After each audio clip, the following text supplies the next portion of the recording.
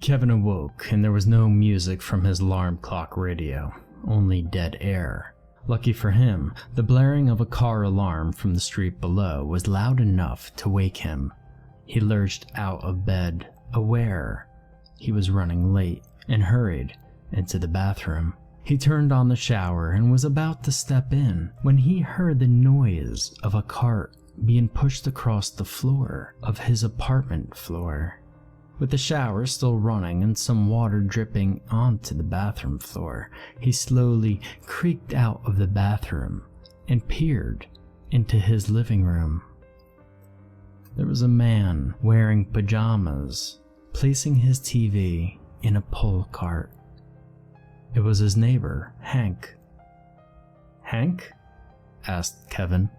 Hank looked at him, grabbed his baseball bat sitting next to him on the floor, and swung at Kevin's head.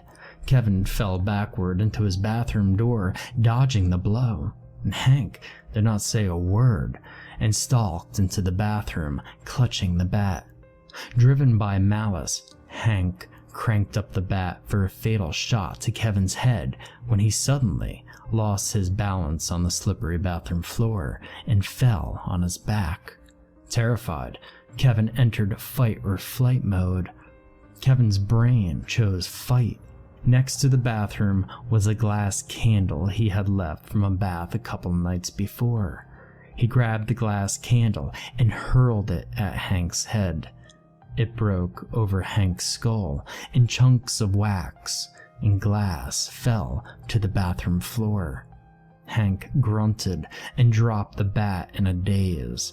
Without hesitation, Kevin picked up the bat and smashed Hank's torso, kneecaps, and head with the bat. Hank was clearly knocked unconscious, if not dead. Kevin's chest rose frantically with each breath. He had never been in a fight, nevertheless knocked someone unconscious. He put on his bathrobe, grabbed his phone, and called the police. There was no service. He figured he better put Hank in a secure place in case he wakes up. He tied Hank's hand to the toilet plumbing with a rope. He reached for his cell phone. No service. He ran to his computer and tried to get online. There was no access. What the hell is going on? He thought. He opened the door to his bathroom slightly and watched Hank lying motionless from the cracked door. He wondered what had possessed him to steal his TV and other belongings in broad daylight. Kevin lived on the third floor of his apartment complex. He looked out the window and was amazed at what he saw. It was a scene from a zombie outbreak film. From his apartment window, he could see his parking lot where his car and other residents' cars sat. Nearly all of them had been broken into. Glass from shattered windows littered the parking lot. In the distance, he could see smoke emanating from what he assumed was the grocery store down the street.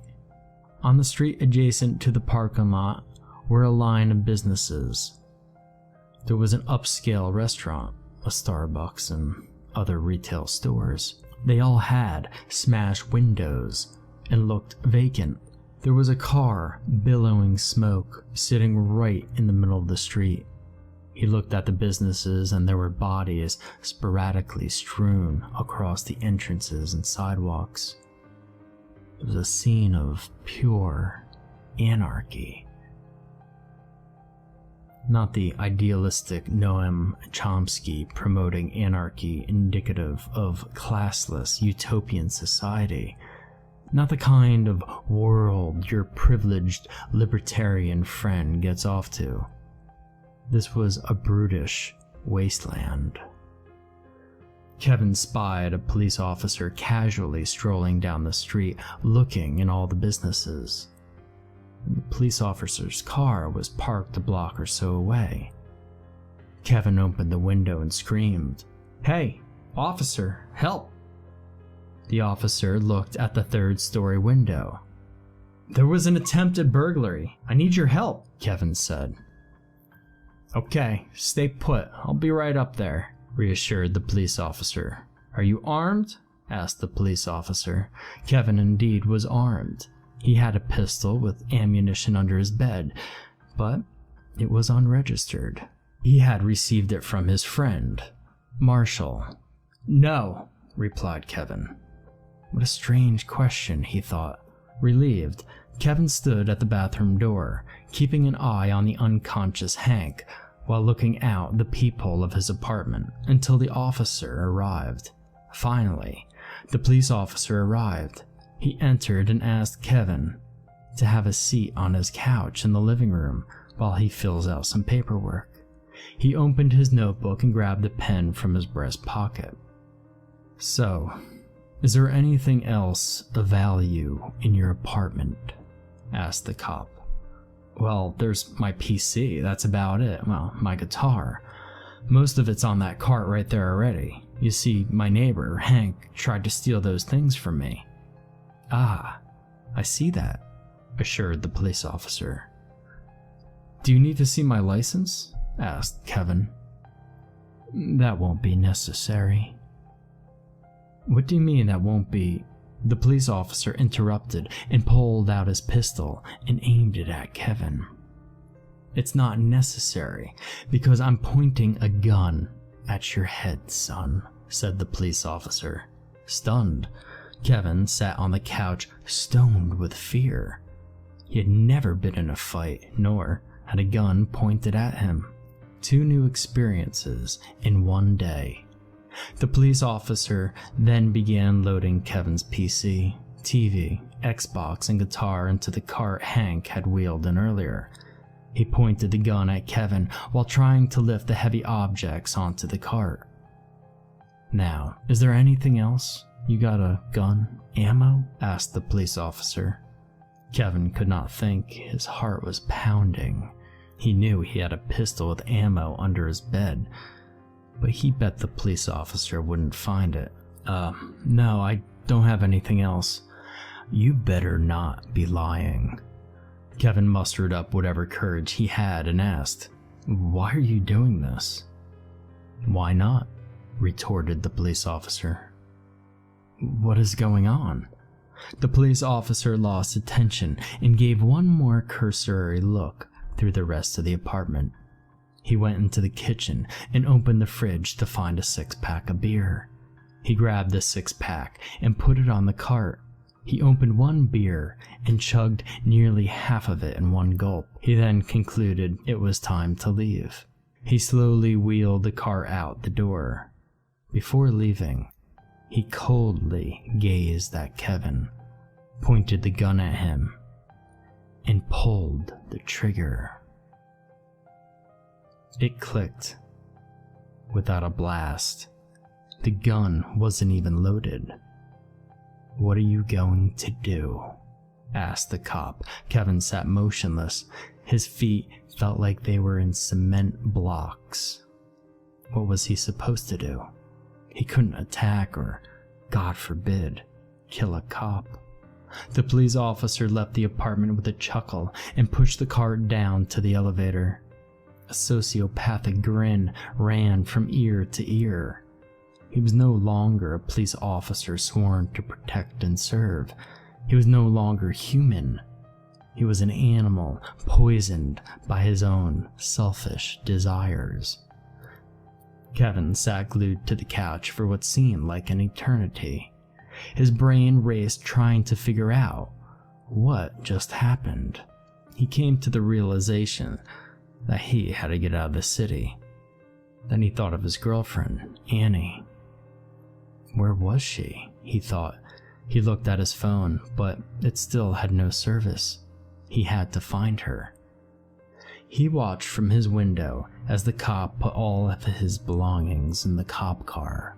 Once the cop car left his sight, Kevin dressed, picked up his car keys, grabbed his pistol and ammo under his bed, and left out the front door. He cautiously walked to his car in the parking lot. Each step emanated a crunching sound from the glass on the street. He found his car, like all the other cars in the parking lot, His 1998 Ford Taurus had all of its windows smashed in. Glass was everywhere inside the cabin. It was in every possible crevice. He tried to remove as much as he could, but figured he was vulnerable on the street. Someone had tried to jumpstart his car to no avail. Wiring dangled underneath the steering wheel. He started the car and slowly left the parking lot, leaving tire marks and broken glass. He assumed Annie was at work on the north side of town. She was a server at an upscale brunch-type restaurant. That day, she most likely had to open the restaurant, which opened very early, 6 a.m. He decided he would head there first. In the distance, he heard the engine of a sports car speeding off and uneasily shifting gears. He heard the din of car horns and the piercing sound of distant car alarms. Despite this, there were very few cars and people on the streets. He came to a stoplight and sat in his Taurus, observing the scene. Just like the area close to his apartment, nearly all the shops and stores had their windows smashed. In front of the stores lay bodies and pools of their own blood. Suddenly, an SUV, a Tahoe to be more specific, roared around the street corner and sped past him, entering the intersection without a second thought. As the Tahoe passed, he saw the driver's face. It was the look of a crazed man. He looked high on some kind of stimulant. His eyes were popping out of his skull, and he was sitting forward, right next to the steering wheel, bouncing slightly. The man slammed on the brakes in the intersection, and the white reverse lights on his Tahoe flickered on. The seemingly drug-crazed man was coming for him. He wanted whatever Kevin had to take. He didn't know what Kevin had, but he knew that he wanted something, and he was going to take it. The Tahoe started to reverse when it was T-boned by a Hummer heading the opposite way. Glass exploded from the collision, showering the intersection like confetti. The Tahoe spun and slowly tipped over. The Hummer stayed upright. A teenager left the Hummer wielding an aluminum baseball bat. He eyed Kevin, deciphering a plan of attack, and approached the Tahoe. Meanwhile, the man in the Tahoe crawled out of the passenger side window. The man was halfway out of the vehicle when the teenager swung the bat at his head. The sweet spot of the bat bashed in the side of his temple. There was a ping sound, as if hitting a line drive in Little League. A few squirts of blood shot out of the man's head like a spray bottle. It then turned into a slow drip like a leaky faucet. The man was dead. Without hesitation, the teenager rummaged through the Tahoe's back seat, looking for whatever goodies he could find. He grabbed a tub of half-melted ice cream, shoveled a handful into his mouth, and tossed it into the passenger side of the Hummer. Kevin was shocked, but beyond the frozen in cement phase, he put his car in reverse and slammed on the gas pedal, sending his car backwards and out of the situation as quickly as possible. The teenager glared as Kevin left. Then, the teenager retrieved his bloody bat and continued combing through the Tahoe for other trinkets. Kevin did a 3-point turn around and headed the other direction. He then drove up a perpendicular street, avoiding the intersection. That boy just killed a man for melted ice cream, he thought. He snapped back to his original goal: find Annie and get the hell out of the city. He sped through the streets, running red lights when possible and safe. He didn't want to stop knowing that other SUVs and Hummers were on the streets. He didn't want to imagine what else was out there. They would surely see him as prey and easy pickings. Finally, he made it to Annie's work. He saw her car parked in the front of the building, so he assumed she must be somewhere inside. He made his way into the restaurant, clutching the pistol in his right hand, ready to fire at anybody. There were dead bodies strewn across the inside of the restaurant. Some of them looked like staff, and some of them customers. He saw one of Annie's coworkers, Jeffrey, lying face down in blood. He had met Jeffrey when seeing Annie on her lunch breaks. He knew Jeffrey liked Annie, but Kevin always played it cool. For a second he thought, well, good riddance, prick. But was sickened by the idea of being happy for another man's death. The bar was emptied of all the liquor, and the bartender was laying behind the bar, bloodied and beaten. He checked every dead corpse in the restaurant in fear that one of them would be his lover. After a thorough investigation, he could not find Annie anywhere in the dining area. With his pistol raised, he entered the kitchen to find a similar scene of death and bloodshed. He finally gained the courage to yell, "Annie?" Nobody answered. He yelled out once more, "Annie!" He heard movement from the manager's office. He pointed his gun at the entrance, and a shrill voice said, "Kevin? Is that you?" It was Annie. She opened the manager's office and walked out to greet her boyfriend. She was carrying a pistol of her own, and her server uniform was covered in blood. He rushed toward her and embraced her in a hug. Tears streamed down her face. "Baby, it's horrible," she shouted. "I was opening for work and this guy, you know him, Jeffrey, he tried to rape me." "Oh my God, are you okay?" "I maced him. Then it was like all hell broke out. I was in the kitchen and I heard gunshots in the dining room, and then I heard screams, and then I heard more shots. We saw it on the news before everything went dark. It's in the water. There's something in the water. It's like a terrorist attack or something with the government. Nobody knows how it started. It's making everybody just go crazy. It's like something is just shut off inside of them. No laws, no morals, no decency." "I know.